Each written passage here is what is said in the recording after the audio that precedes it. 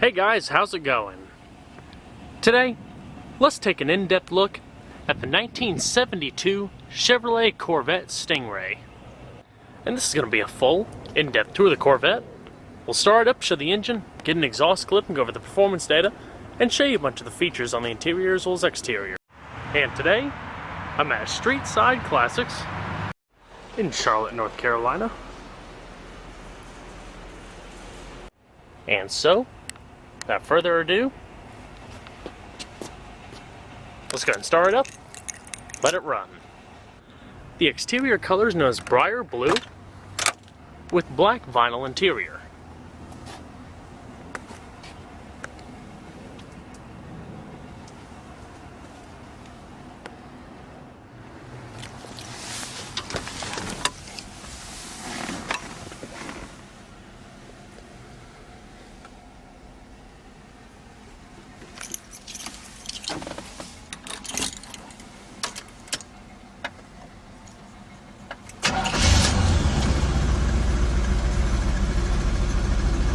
Beautiful. Fires right up.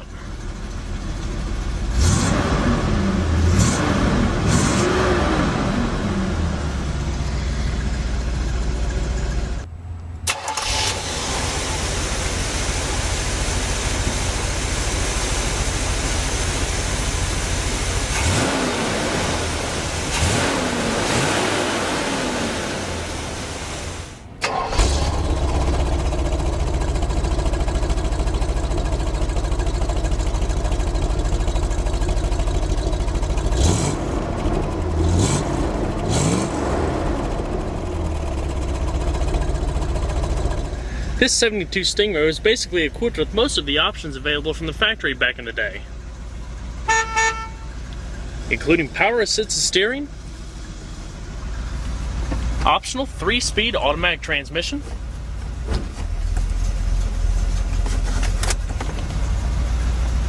as well as air conditioning and other factory amenities. So let's go ahead and cut on the headlamps.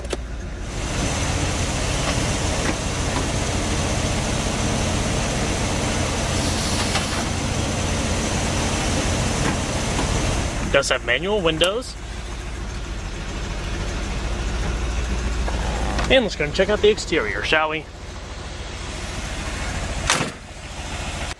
In the third generation of the Corvette Stingray, you see much more pronounced wheel arches with a fine straight edge that definitely gives the car quite a unique look.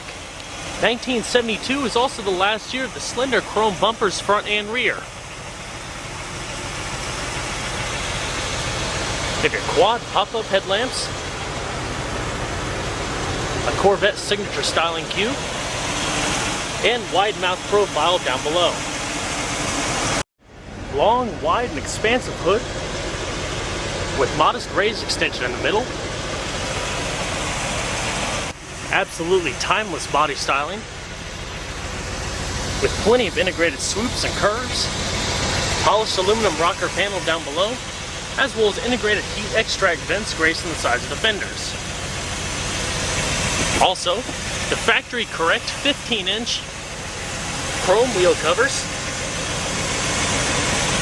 on BF Goodrich tires. The Corvette also features hydraulic 4-wheel ventilated disc brakes measuring around 11.75 inches in diameter with single brake calipers, as well as a optional power assisted system.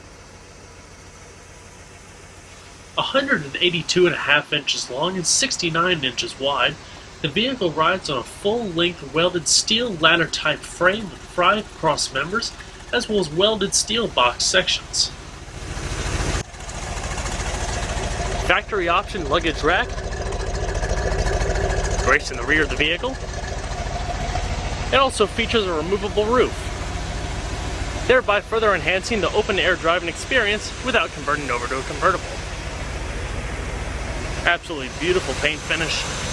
Also, plenty of polished aluminum and chrome trim going around the vehicle.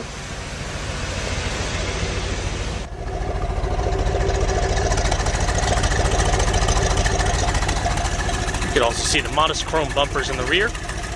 Dual chrome exhaust, producing a nice hefty note.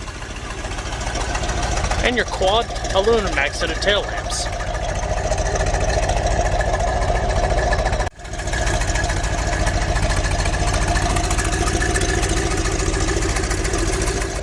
also have an anti-theft alarm that started to become available in '72, activated by this little lock mechanism here.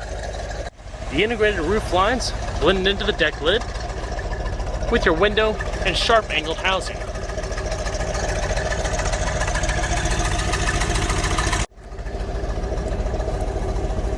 Factory option cover that goes around the edge of the gas tank to prevent your gas tank nozzle from chipping the edge of the paint.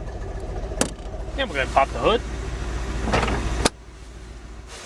This particular Corvette came with the base, more modest version of the 350 cubic inch 5.7 liter ZQ3 V8. And also through the years, due to emission regulation and differences in calculating the SAE horsepower ratings, initially, or back in the day, horsepower ratings were rated as a gross horsepower rating. That basically takes the engine out of the vehicle without any accessories attached to it and basically testing it on that scale. So horsepower ratings were oftentimes overrated than what the engine actually produced, hooked up to the vehicle with all of the extra accessories, power accessories, air conditioning, etc. So in 1972 they switched it over to the SAE net horsepower rating. This basically resulted in a decrease in horsepower ratings in pretty much all vehicles across the board, even though nothing mechanically changed in them. Produces 200 brake horsepower at 4,400 RPM and 300 foot-pounds of torque at 2,800 RPM. Now, based on what I just said, GM actually rated this car, and is actually signed on a plate mounted in the center console, that the vehicle was factory rated at around 360 foot-pounds of torque. So you can kind of see the difference in horsepower rating what I was talking about earlier. It is 16 valve with 2 valves per cylinder, fed through a Rochester 4-barrel quadrijet model carburetor. Compression was rated 8.5 to 1. The original compressor for the Frigidaire air conditioning system.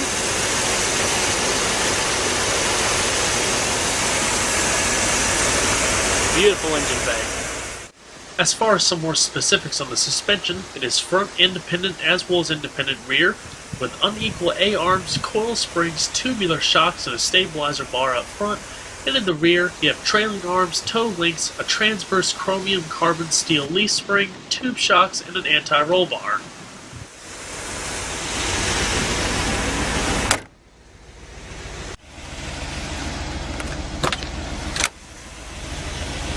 Beautifully laid out interior, plenty of padded trim, and stitching going across the tops of the door panels, aluminum accentage.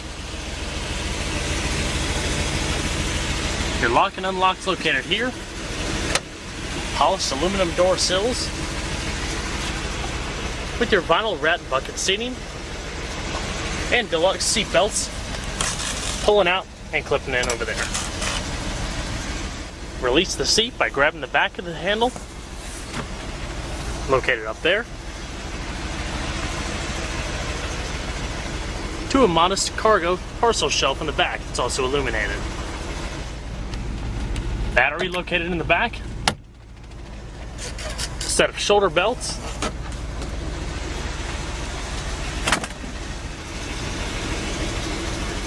you also have the option for an adjustable steering wheel. So let's go ahead and see how she sounds.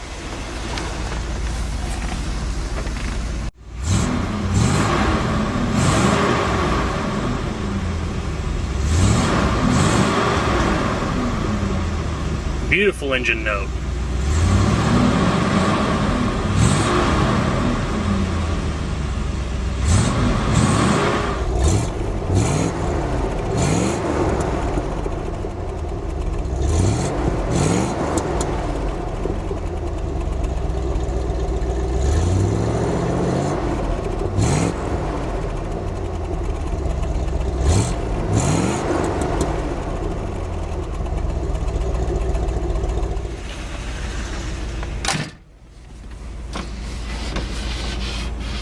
Standard AM/FM radio.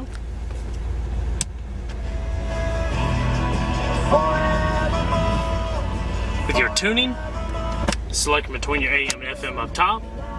You can also see the dial actually flips around, tailored to the specific radio frequency. Also, to set presets, pull out the little buttons, select whichever station, press it all the way in, and that sets the memory setting.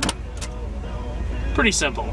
You have your air conditioning and heater controls located up above the shift column, your fan speed, and your different zones and temperature.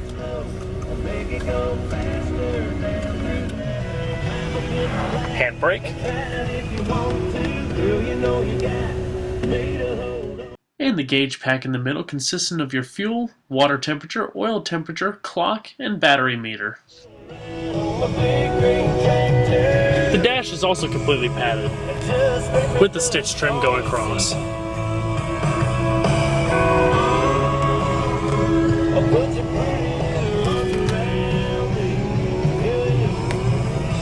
Controls for your wiper and washer fluid up top. So let's go and shut her down. Check out the rest of the vehicle, shall we?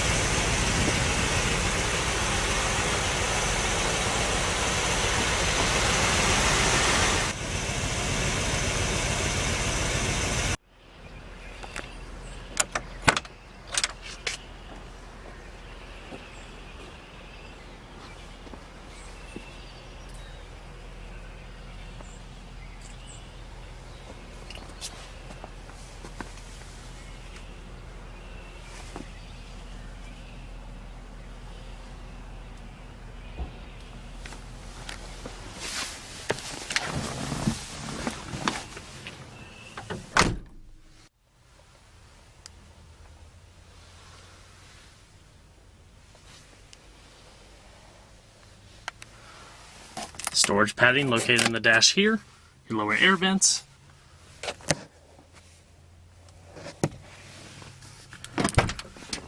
a fantastic look into a timeless American classic, especially a pivotal point in the automotive industry when it came to the way vehicles were starting to be affected due to emission regulations. Still a timeless classic and a beautiful body style in the legendary Corvette series. Well guys, I hope you enjoyed this in-depth tour on the 1972 Chevrolet Corvette Stingray.